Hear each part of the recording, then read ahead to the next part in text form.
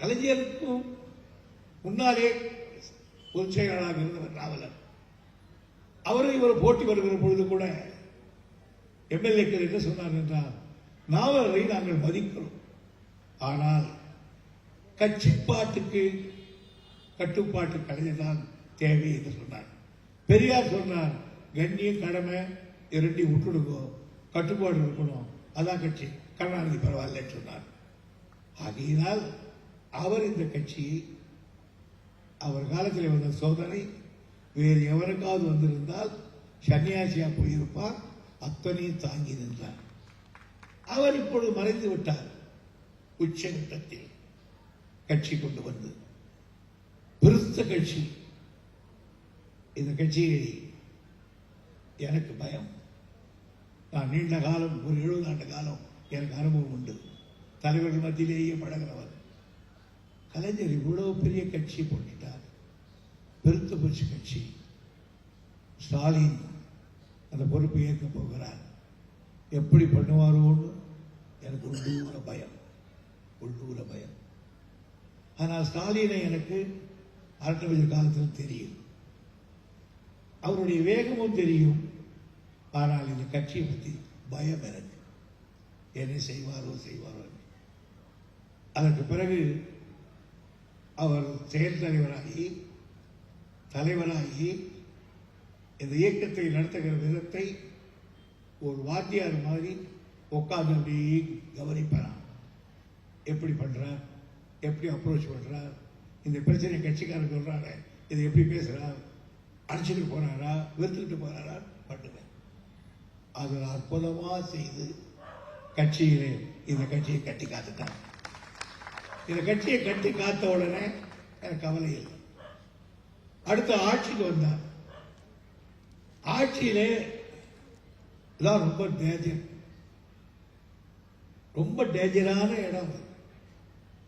எவன் நல்லவன் எவன் கெட்டவனே தெரியாது, எங்க காலை வைக்கிறவனே தெரியாது, எங்க குடிவெட்டி இருக்கானே தெரியாது. ஆனால் தம்பி கொஞ்சம் கொஞ்சம் அப்படின்னு சொல்லிட்டே இருப்பேன். ஆனால் நான் எதிர்பார்த்ததை விட இந்த இயக்கத்தையும் கட்சியையும் ஒரு சேர நடத்துகிற ஆற்றல், கலைஞ்சிருக்கிற ஆற்றலை விட ஒரு மடங்கு மேலோங்கி இருக்கிறார் என்பது என் 60 ஆண்டு கால வரலாற்றிலே நான் கண்டது. எனக்கு ஒன்றும் ஸ்டாலினை புகழ்ந்து இனிமே என்ன பதிவு எடுக்கிறது, இனிமே எனக்கு ஒரே ஒரு கவலை தான். சொல்லிக்கிட்டு இருக்க பார்த்தாலும் எனக்கு எதை பற்றி கவலை இல்லை. என் கட்சி நிற்கணும், இனிமேல் இருக்கணும், அதுதான் எனக்கு வேண்டியது. அதுதான் நான் வளர்த்த கட்சி. நான் 70 வருஷம் நான் பேசாத ஊர் இல்லை, போகாத ஊர் இல்லை, போகாத ஜெயில் இல்லை, படாத பாடு இல்லை. அவ்வளவு தாங்கியணும். இப்போ சொன்னாரு, நான் பிசாவில் இருக்கேன், 30 நாள் யாரும் பார்க்கக்கூடாதுட்டான். 31ஆம் நாளே வைஃப் வந்தா, குழந்தை தூக்கிட்டு நான் ஓடி போய் அவர் தூக்கி முத்தமிட்டேன். அந்த நாள் கையை பிடிச்சி பட்டான்னு இழுத்து ஒரு பாறை பட்டின் போட்டான். வீர் அடிச்சு கொடுத்து என்னன்னு கேட்டேன். நீ கிரிமினல், அதாவது சொல்ல என்ன கிரிமினல்னு, நீ ஒரு கால் குழந்தை கொண்டு வேண்டாம். அன்னைக்கு சொன்னேன் என் வைஃபுக்கு, நான் விடுதலை ஆடி வருகிற வரையில் அவனை வீட்டுக்கு என் முன் கொண்டு வராதன்னு. நான் இதை சொன்னேன்னு தெரிஞ்சு கலைஞர் ஆலந்தூர் பாரதிக்கு ஃபோன் பண்ணி, எங்கள் வீட்டுக்கு ஃபோன் பண்ணி, அவருக்கு கோயம்புத்தூர் போகிற பொழுது ப்ளூ மவுண்டனில் காட்பாடி ஸ்டேஷனுக்கு என் மகனை கூட்டி வர வைத்து கொஞ்ச நேரம் வைத்திருந்து, அப்பொழுது எனக்கு ஒரு லெட்டர் எழுதினார். வாலிபத்தில் வசந்தத்தில் இழைப்பாற வேண்டியது பெண்கொடுமை சாக்காட்டில் வாடுகிறாய் என்று கேட்டு, உனக்காக என் உள்ளம் அழுகிறதா என்று ஒரு கடிதத்தை எழுதி அளிக்கிறார்கள். ஆகியனால் அதெல்லாம் சகத்தியம். இன்றைக்கு நிர்வாகத்தை நடத்துகிறார் தளபதி அவர்கள். இந்த நிர்வாகத்தில் அவர் சொன்னதை போல மிக ராஜதந்திரத்தை கையாளுகிறார்.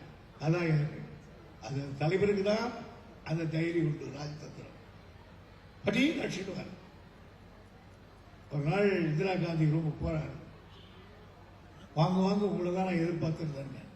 எதுக்கு ஜனாதிபதி யாரை தேர்ந்தெடுக்கலாம், அதான் வருஷம் வருஷமா பிராமணர்களே தேர்ந்தெடுக்கிறீங்களே, ஏன் ஒரு பேக்வேர்டு தேர்ந்தெடுக்க கூடாதா? அந்த மாதிரி எதிர்பார்க்கல, அந்த மாதிரி மனசில் வச்சிருந்தது வேற. அப்படி யார் இருக்காங்க பேக்வேர்டுனா?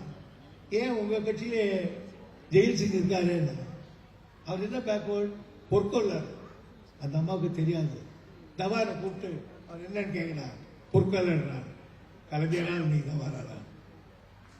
அடுத்து நாங்கெல்லாம் போயிருக்கோம், காலையில் மீட்டிங் முடிச்சுட்டு வந்தாங்க கலைஞர். என்ன நீங்க யாருன்னு கேட்டேன். ஏயா ஆம்பளைங்களே நின்றுகிட்டு இருக்கீங்களே, எவன் லேடிஸ் வந்தாங்கன்னா பட்டுன்னு அடிச்சா தலைவர். உடனே இந்திரா காந்தி கை கொடுத்து அதுக்காக தான் பிரதிபா பட்டியல் விட்டாங்க. அது மட்டும் இல்லை, ராஜதந்திர முறைகளை கையாளுவத தலைவர் அவர்கள் கட்டிக்காரு. அது பல முறை டெல்லிக்கு போன பிறகுதான் நான் உண்மையை சொல்லுகிறேன், பல ஆண்டு முதலமைச்சராகி பல ஆண்டுகளுக்கு பிறகுதான் கலைஞருக்கு அந்த டெல்லி கைக்கு வந்தது. ஆனால் தளபதிக்கு இந்த 4 ஆண்டுக்குள்ளே அந்த டெல்லி தன் கைக்கு வந்திருக்கிறது. அதுக்கு அவர் டெல்லிக்கு போல ஒரு 3 தரம் போயிருக்கார். முதல் தரம் போகும்போது நான், அவர், டிஆர் பாலு 3 பேரும் போறோம். 2வது தரம் அவர் போய் பேசிட்டு வந்தார். அவ்வளவுதான் அவர் பேசிட்டு. ஆனால் உட்கார்ந்த இடத்திலிருந்து ஒரு சங்கிலியை மாட்டிட்டார். பாத்தீங்களா? எல்லா மாநிலத்துக்காரனும் நாம சொன்னதை சொல்லணும் அப்படின்னு எதை சொன்னாலும் வருவாங்க.